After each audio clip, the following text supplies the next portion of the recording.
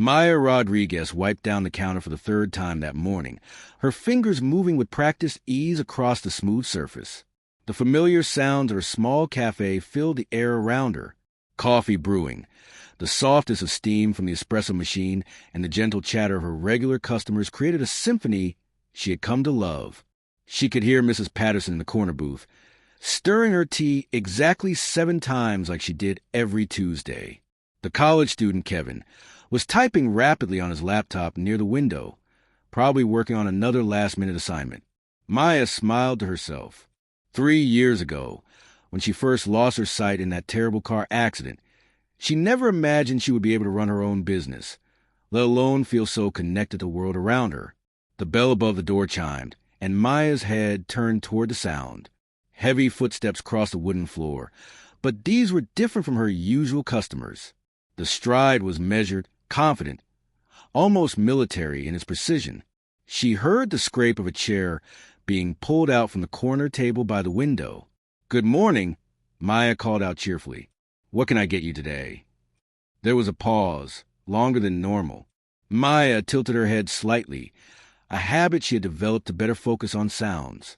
When the voice finally came, it was deep and carried an accent she couldn't quite place. "Coffee. Black. No sugar." Maya nodded and moved to pour the coffee. As she worked, she noticed something strange. The air around her felt different somehow, like the moment before a thunderstorm when everything becomes still and charged. She had learned to trust these feelings since losing her sight. Her other senses had become sharper, more attuned to things most people missed. She carried the coffee to the corner table, using the mental map of her cafe that she had memorized down to every chair and table edge. Her fingers found the smooth surface of the table, and she set the cup down carefully. "Here you go," she said. "Are you new to the area?" Another pause. Maya waited patiently. She had learned that some people needed time to find their words, especially when talking to someone who couldn't see them. "You could say that," the man replied. His voice was controlled, careful. "I am visiting." Maya smiled. "Well, welcome to Maya's Corner Cafe. I'm Maya, the owner. If you need anything else, just let me know." She started to turn away, but his voice stopped her. "You run this place alone?" The question seemed odd, but Maya was used to people being curious about how she managed her business. "I have help during the busy hours, but yes, mostly it's just me. I know every inch of this place by heart." "Impressive," he said, and there was something in his tone that sounded almost surprised. Maya went back to her work, but she found herself paying attention to the stranger in the corner. He didn't rustle papers like Kevin, or tap his fingers like Mr. Peterson. He sat perfectly still, and when he lifted his coffee cup, there was no clink of ceramic against the saucer. Even his breathing was so quiet she had to strain to hear it. After about an hour, she heard coins being placed on the table, not the casual drop of loose change, but coins being set down deliberately, one by one. The footsteps moved toward the door, and Maya called out, "Have a good day. Come back anytime." "I will," came the reply, and something in the way he said it made Maya believe he meant it. The next morning, at exactly the same time, the bell chimed again. Those same measured footsteps crossed the floor, and the same chair scraped against the wooden floor. "Coffee, black, no sugar?" Maya asked. "Yes." This became their routine. Every morning at 9:30, the mysterious customer would arrive, order the same thing, and sit in the same corner seat. Maya began to look forward to these brief exchanges. There was something intriguing about him, something she couldn't quite figure out. On the 4th day, she decided to try a different approach. When she brought his coffee, she lingered a moment longer. "I don't think I caught your name," she said. "Drake," he replied after a moment's hesitation. "Nice to meet you, Drake. So what brings you to Portland?" "Research," he said simply. Maya waited for him to elaborate, but he didn't. She was used to quiet customers, but Drake was different. It wasn't shyness or unfriendliness. It was as if he was always listening, always watching, always thinking about something she couldn't understand. Over the following weeks, Maya found herself curious about her mysterious regular customer. There were so many little things about him that didn't quite add up. He never used a credit card, always paying with exact change. He never seemed to eat anything, only drinking his black coffee. And strangest of all, Maya had developed an almost supernatural ability to sense when people were looking at her, but with Drake, she could never tell. What Maya didn't know was that Drake was not human at all. His real name was Zeph Kaler, and he was one of the most feared beings in the galaxy. He had come to Earth to study humanity before his empire destroyed them all. But sitting in this small cafe each morning, listening to Maya's warm voice and watching her navigate her world with such grace and determination, he was beginning to question everything he thought he knew about the species he had been sent to eliminate. 3 weeks had passed since Drake first walked into Maya's cafe. What started as brief exchanges had slowly grown into longer conversations. Maya found herself genuinely enjoying their morning talks, and Drake seemed less guarded with each passing day. "You know," Maya said one morning as she set down his coffee, "I've been wondering about your accent. I can't quite place it." Drake paused with the cup halfway to his lips. "I am from very far away, a place you would not know." "Try me," Maya said with a smile, settling into the chair across from him. "I may be blind, but I'm not ignorant. I studied languages in college before the accident." "The accident?" Drake asked, his voice carrying a note of genuine curiosity. Maya's expression grew more serious. "Car crash 3 years ago. Drunk driver ran a red light. I was lucky to survive, but I lost my sight." She shrugged. "But you didn't answer my question about where you're from." Drake studied her face. In his centuries of existence, he had never met anyone who spoke of such trauma so matter-of-factly. Most beings would be bitter, angry, or broken by such a loss.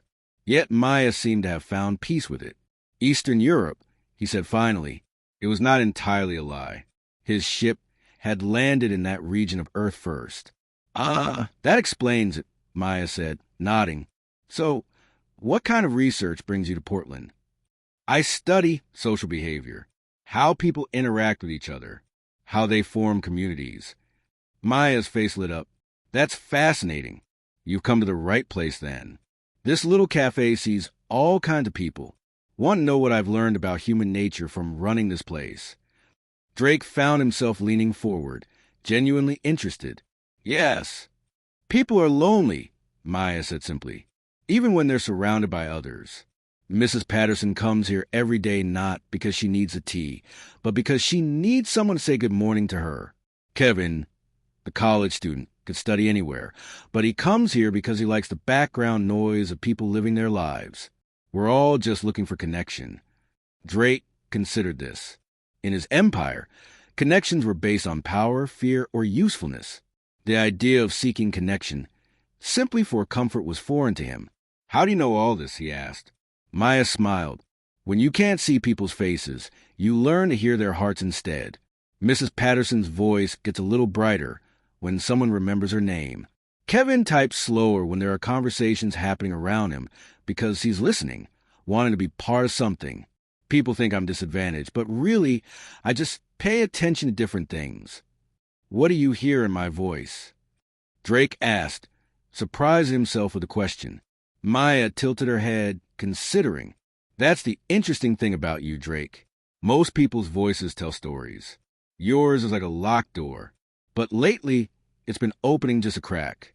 I think you're someone who's been alone for a very long time, and you're not sure how to be around people anymore." Drake felt something uncomfortable twist in his chest. How could this small human see so clearly into him when his own advisors, who had known him for decades, understood nothing about his inner thoughts? "You said people form communities," Drake said, changing the subject. "How does this work?" "Well, look around," Maya said, gesturing to Café. "Mr. Peterson, the old man by the window, he's a mechanic. When Kevin's car broke down last month, I introduced them. Now, Kevin gets his car fixed for half price, and Mr. Peterson has someone young to talk to about cars. Lisa Chun, the nursing student, she helped Mrs. Patterson when she had a fall outside. Now they're like grandmother and granddaughter." Drake observed the people Maya mentioned. He had noticed these interactions, but dismissed them as irrelevant to his mission. Now he began to see patterns he had missed. "But what do they gain from helping each other?" he asked. Maya looked surprised by the question. What do you mean? What is the strategic advantage? What do they get in return? Oh, Drake, Maya said softly. They get to be human. They get to matter to someone else. When you help someone, you're saying that they're worth your time and effort. When someone helps you, you learn that you're not alone in the world. Drake processed this information. In his empire, help came with a price. Loyalty was bought with power or enforced through fear. The concept of assistance without expectation of return was incomprehensible to his people. Your species is very different from mine, he said without thinking. Maya laughed. Species? You make it sound like you're from another planet. Drake's blood went cold. He had been so caught up in the conversation that he had forgotten to maintain his careful human persona. I meant my people, he said quickly. My culture, we are more formal, less trusting. That sounds lonely, Maya said gently. Is that why you're really here? To learn how to trust again. Drake stared at her. Without realizing it, this blind human had come closer to the truth than any of his military advisors ever had. He was not just studying humanity for invasion. He was trying to understand something his own species had lost long ago, if they had ever possessed it at all. Perhaps, he said quietly. Maya reached across the table and, after a moment's hesitation, placed her hand over his. Drake tensed and used such casual physical contact, but he did not pull away. Well, she said, you've come to the right place to learn, and you got a good teacher. I've had to learn how to trust the world all over again myself. For the first time in centuries, Drake wondered if his mission might be more complicated than he had thought. Maya's hand shook as she held the letter from bank. She had read it 3 times, running her fingers over the raised text from her special printer, but the words remained the same. Foreclosure notice. 30 days to pay $20,000 or lose the cafe. This can't be right, she whispered to herself. She had been making her payments on time, never missing a single month since she opened the cafe 2 years ago. The morning rush was starting, and Maya forced herself to focus on her customers. She couldn't let them see how worried she was. But as she moved through her routine, her mind kept returning to the letter. $20,000 might as well have been $20 million. She had no way to raise that kind of money. Drake arrived at his usual time and took his regular seat. Maya poured his coffee and brought it over, trying to keep her voice steady. Here you go, she said, but her hands trembled slightly as she set the cup down. Something is wrong, Drake said immediately. It wasn't a question. Maya hesitated. She didn't want to burden her customers with her problems, but there was something about Drake's voice that invited honesty. Just some business troubles, she said, attempting a smile. Nothing I can't handle. Drake studied her carefully. In the weeks he had been coming to the cafe, he had learned to read Maya's expressions. Right now, she looked like someone trying very hard not to fall apart. Tell me, he said simply. Before Maya could respond, the door chimed and Mrs. Patterson hurried in, looking upset. Maya, dear, I just heard from my neighbor. There's a sign going up outside. Something about foreclosure.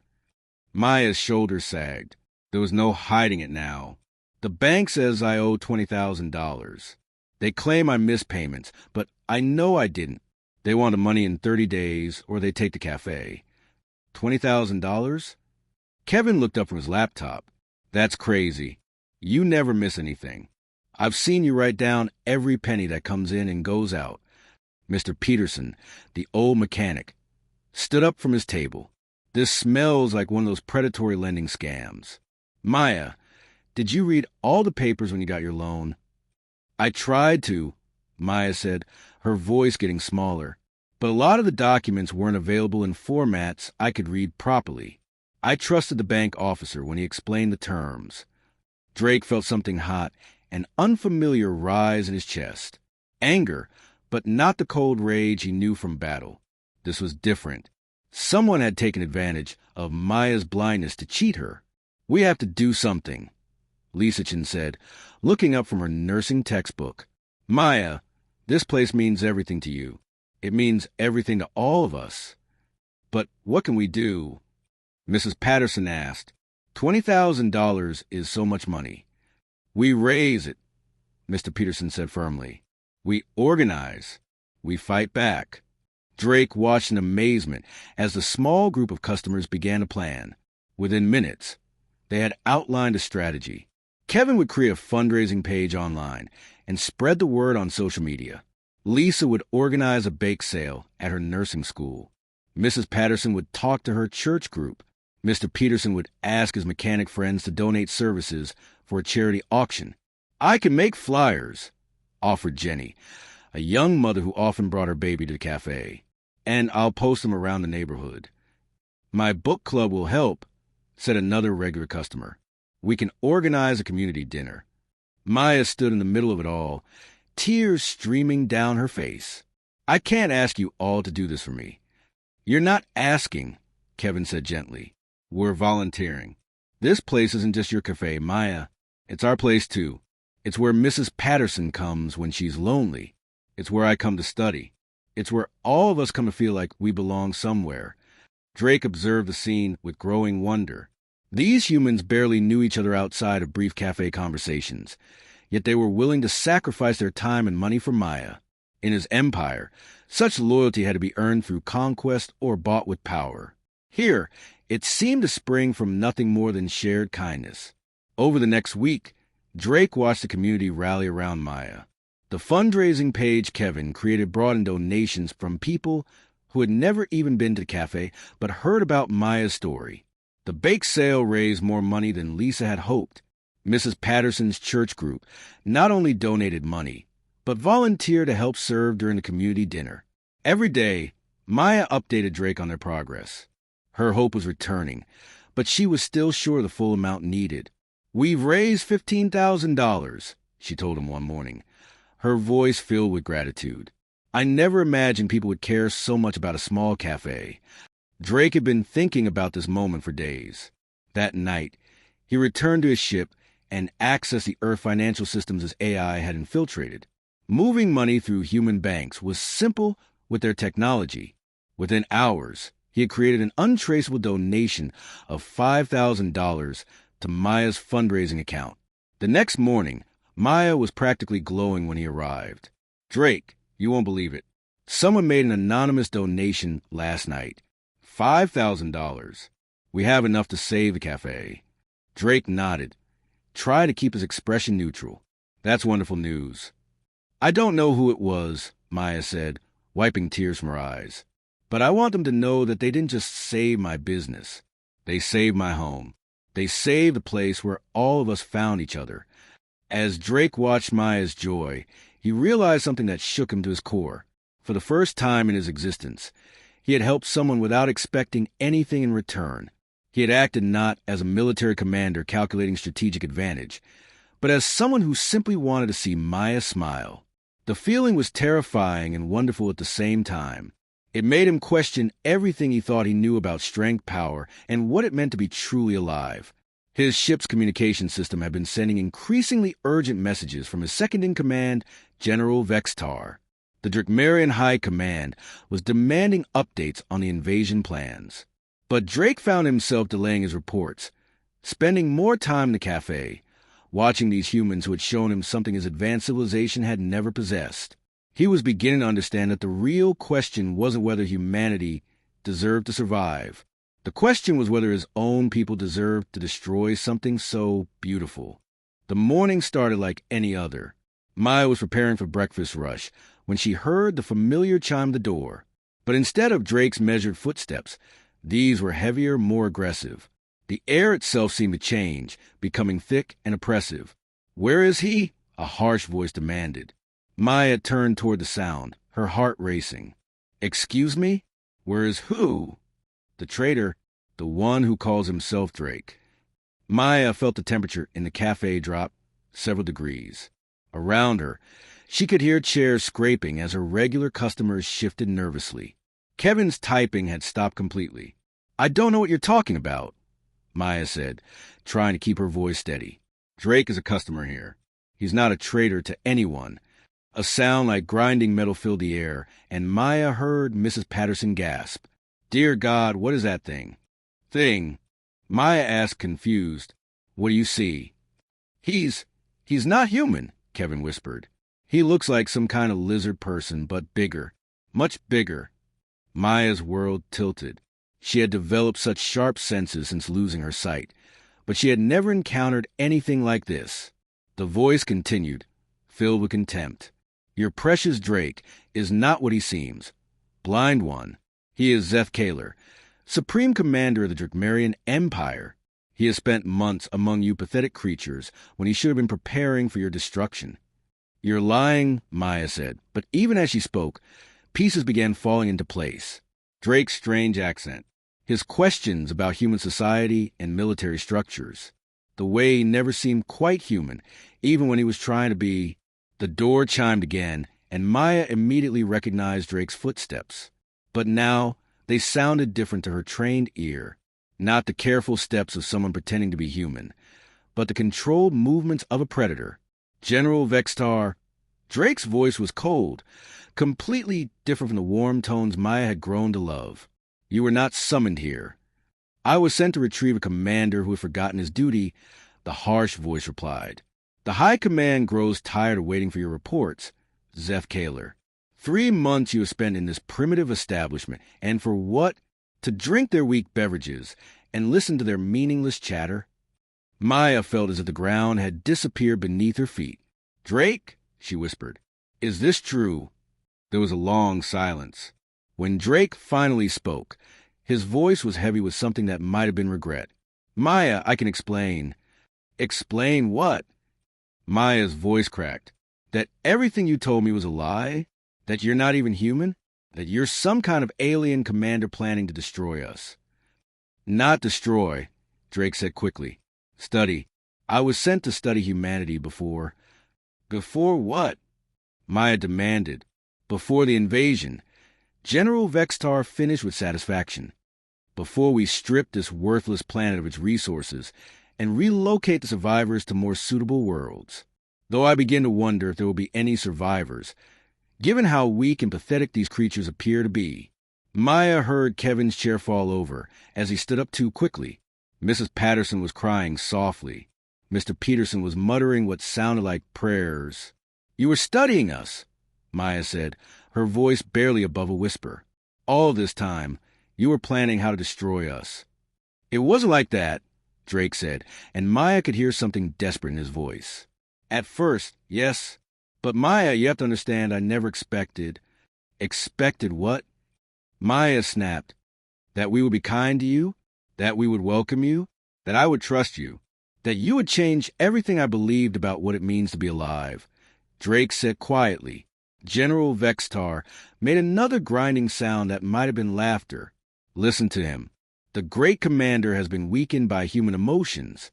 This is exactly what the High Command feared would happen if we delayed too long. Maya felt tears running down her face. Get out, she said. Maya, please. Drake started. Get out. Maya shouted. Both of you. I don't want to see you again. You cannot see anyway, General Vextar said cruelly. The sound that came from Drake was not human. It was a roar that shook the windows and made everyone in the cafe shrink back in fear. Do not speak to her that way. You defend these creatures? General Vextar sounded amazed. They're insects, Zeph Kaler. Resources to be harvested. The blind one is not even useful as a worker. Why do you protect something so worthless? Because she is worth more than our entire empire, Drake said, his voice deadly quiet. She has shown me what we could have been if we had chosen differently long ago. Enough! General Vextar snapped. You will return to the ship immediately. The High Command will decide what to do with a commander who has been compromised by primitive emotions. As for this place and these creatures, they will be dealt with when the invasion begins. When? Maya asked, her voice hollow. Soon, Blind One. Very soon. Perhaps your precious Drake will even lead the assault himself, once he remembers his duty to his people. Maya heard footsteps moving toward the door. She wanted to call out to Drake, to demand more answers, to scream at him for lying to her. But the words wouldn't come. She had trusted him completely, and he had betrayed that trust in the worst possible way. The door chimed twice as both aliens left. The cafe fell silent except for Mrs. Patterson's quiet sobbing and the sound of Kevin frantically typing on his phone, probably calling the police or the military or anyone who might believe what they had just witnessed. Maya sank into the nearest chair, her hands shaking. Everything she thought she knew about Drake had been a lie. The friendship she had treasured, the conversations that had meant so much to her, the connection she had felt with him, all of it had been part of some alien plan to study humanity before destroying them. But even as her heart broke, one thing puzzled her. In those final moments, when Drake had defended her against the other aliens' cruelty, she had heard something in his voice that didn't sound like deception. It sounded like genuine care, maybe even love. The question was whether that made his betrayal better or worse. Outside, she could hear military vehicles approaching. Someone had called the authorities. Soon, her small cafe would be filled with soldiers and government agents, all asking questions she couldn't answer. Maya closed her eyes and tried to understand how her simple life had suddenly become the center of what might be the most important event in human history. All because she had shown kindness to a stranger who turned out to be humanity's greatest enemy. Or maybe, she thought with a mixture of hope and terror, their only chance for survival. The command bridge of the Starfire Dominion stretched out before Drake, like a monument to his people's power. Massive screens showed detailed maps of Earth's continents, marked with resource deposits and population centers. His officers moved with military precision, preparing invasion plans that would reshape the small blue planet forever. But Drake found himself unable to focus on any of it. His mind kept returning to the look on Maya's face when she had ordered him to leave, the pain in her voice when she realized he had been lying to her, the way her shoulders had sagged as if the weight of his betrayal was physically crushing her. Commander, Admiral Karoth approaches command chair. The invasion fleet reports ready for deployment. We await your final orders. Drake stared at the tactical display, showing Earth's major cities. Portland was marked as a minor population center, barely worth noting in their plans. Maya's cafe wouldn't even appear on their detailed scans. To his empire, it was nothing. To him, it had become everything. Sir, Admiral Karoth prompted. Delay the invasion, Drake said quietly. A hush fell over the bridge. General Vextar stepped forward, his scaled face twisted with displeasure. Commander, the High Command has already approved the operation. Our forces are in position. Why do you hesitate? Drake turned to face his officers. These beings had followed him through countless battles across the galaxy. They trusted his judgment completely. How could he explain that everything had changed because a blind human had shown him kindness? I need more time to study their defenses, Drake said, knowing it sounded weak even to his own ears. Their defenses? General Vextar laughed harshly. Commander, their most advanced weapons are toys compared to our technology. Their military is scattered across their planet in small groups. They have no unified command structure. A single battlecruiser could defeat their entire space program. Then why do you object to more study? Drake asked. Because the High Command grows suspicious of your delays, Admiral Karoth said carefully. There are whispers that you have been affected by prolonged exposure to the humans. Drake felt anger rise in his chest, but it was not directed at his officers. It was directed at himself, at his people, at the entire system that had brought them to this point. Show me the invasion plans, he ordered. The holographic display shifted, showing Earth divided into sectors. Each sector was marked with different colored symbols indicating strategic value. Green for valuable resources, red for population centers to be relocated, black for areas to be completely cleared. Phase 1 involves neutralizing their communication networks and major population centers. General Vextar explained with enthusiasm. We estimate 70% casualties in the first wave. Phase 2 will focus on resource extraction, while the surviving population is processed for relocation. Processed, Drake repeated the word. Like cargo. Exactly, sir. The humans who survive will be moved to designated areas where they can be useful for manual labor. Those too weak or old to work will be eliminated efficiently. Drake studied the display more carefully. He could see Maya's neighborhood, the small block where her cafe sat. According to the plans, That entire area will be flattened in the first wave to make room for a mining operation. What about their cultural sites? Drake asked. Their art, their music, their literature? Admiral Koroth looked confused. Sir, the humans create things, not just tools or weapons, but art, music, stories. What happens to those? They will be cataloged for study before disposal. General Vextar said dismissively, though I cannot imagine what value such primitive expressions could have. Drake thought about the conversations he had overheard in Maya's cafe. Kevin discussing the novel he was writing. Mrs. Patterson describing the quilt she was making for her granddaughter. Lisa talking about the children she hoped to help as a nurse. All of it would be lost, dismissed as worthless by his people. There is something else to consider, Drake said slowly. The humans have shown an unusual capacity for adaptation and creativity. Perhaps they would be more valuable as allies than as conquered subjects. The bridge fell silent. Several officers exchanged worried glances. Commander, Admiral Koroth said carefully, are you suggesting we negotiate with them rather than conquer them? I am suggesting we consider all options. General Vextar stepped closer to Drake's command chair. Zeph Kaler, you speak like someone who has forgotten what we are. We are the Drakmarian Empire. We do not negotiate with inferior species. We conquer them, we use them, and we move on to the next conquest. It is the way it has always been. And what has that way brought us? Drake asked, standing to face his general. More power, yes. More resources. More territory. But what else? When was the last time any of us felt joy? When did we last create something beautiful rather than destroy it?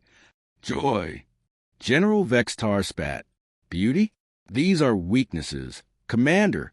Luxuries for species that do not have the strength to take what they need. Or perhaps, Drake said quietly, they are what make life worth living. The silence on the bridge was deafening. Drake could see the fear and confusion in his officers' eyes. Their commander was speaking like a stranger, questioning principles that had guided their empire for thousands of years. Sir, Admiral Koroth said very carefully, perhaps you need rest. The months on Earth have been stressful. We could delay the invasion by a few days while you recover. Drake realized with growing clarity that his officers thought he had lost his mind. Perhaps he had. Or perhaps he had finally found it. Send a message to the High Command. Drake said, tell them I need one more week to finalize preparations. And then, General Vextar asked. Drake looked back at the tactical display, at the small blue planet that had changed everything he believed about himself and his people. Then I will give them my final decision about the fate of humanity. What Drake didn't tell his officers was that he had already made his decision. The question now was whether he had the courage to follow through with it, knowing it would make him an enemy of his own people forever. Back on Earth, Maya sat in her cafe long after closing time, wondering if she would ever feel safe again. She didn't know that above her, in the darkness of space, the fate of her world hung in the balance of one alien struggle between duty and love. Drake had 7 days to choose between everything he had been and everything he could become. 7 days to decide whether humanity deserved to survive and whether he deserved to be part of their future. The alarm on Drake's ship screamed through the corridors like a wounded animal. Red lights flashed as soldiers ran to their positions. Drake stood on his command bridge, watching as his carefully ordered world collapsed around him. Sir, Admiral Koroth and General Vextar have locked down the command center, reported Lieutenant Thane, one of Drake's most trusted officers. They claim you are unfit for command and are sending a message to the High Command requesting your immediate replacement. Drake had expected this. His officers had grown more suspicious each day as he continued to delay the invasion. This morning, when he had refused to approve the final attack order, they had finally acted against him. How many crew members remain loyal? Drake asked. About half, sir. But Admiral Koroth controls the main weapon systems and communications. Drake nodded. He had trained these soldiers himself. They were following their conscience, just as he was following his. The difference was that his conscience had been changed by a blind woman who served coffee in a small cafe. Sir, another officer approached nervously. We're receiving signals from Earth. Their military has detected our fleet. They're mobilizing their forces. On the main screen, Drake could see Earth's primitive but determined response. Fighter jets were scrambling from bases around the world. Their space station was powering up weapons that would be useless against Drakmarian technology. But the humans were trying anyway. It reminded Drake of Maya's determination to save her Café even when the situation seemed hopeless. "There's something else, sir," Lieutenant Thane said quietly. "The High Command is sending 3 more battle cruisers. They'll arrive in 6 hours with orders to proceed with the invasion, whether you approve or not." Drake felt the weight of impossible choices settling on his shoulders. In 6 hours, the invasion would begin with or without him. Millions of humans would die, including Maya and everyone he had met at the cafe, unless he acted now. "Lieutenant Thane," Drake said, "send a message to Admiral Sarah Mitchell of the Earth Space Defense Force. Tell her I want to meet." "Sir, tell her that Commander Zethkaler of the Drakmarian Empire requests permission to land on Earth and speak with human leadership. Tell her I have information that could save both our peoples." Lieutenant Thane stared at him. "Sir, that would be treason." "Yes," Drake said simply. "It would be." 2 hours later, Drake's small transport ship descended through Earth's atmosphere toward a military base outside Portland. He had chosen this location specifically. If he was going to betray his empire and possibly die for it, he wanted to be near the place that had taught him what it meant to be truly alive. The Earth military had surrounded the landing site with tanks and soldiers, all pointing their weapons at his ship. Drake walked down the ramp slowly, his hands visible and empty. For the first time in months, he had dropped his human disguise. His true form was magnificent and terrifying. Scales that shimmered like starlight, eyes that glowed with inner fire, and a presence that radiated power. Admiral Sarah Mitchell stepped forward, flanked by guards but showing no fear. "You're taking a big risk coming here, alien. My people are scared and angry. They want to blow you out of the sky." "I understand," Drake said. "I would feel the same way. You claim you want to help us. Why should we believe you?" Drake had prepared for this question during the flight down. "Because I have learned something from your people that mine never taught me. I have learned that some things are worth more than power." Before Admiral Mitchell could respond, a familiar voice cut through the tension. "Drake." Drake turned and saw Maya walking toward them, guided by Kevin. Behind them were Mrs. Patterson, Mr. Peterson, Lisa, and several other cafe regulars. Drake's heart clenched at the sight of them.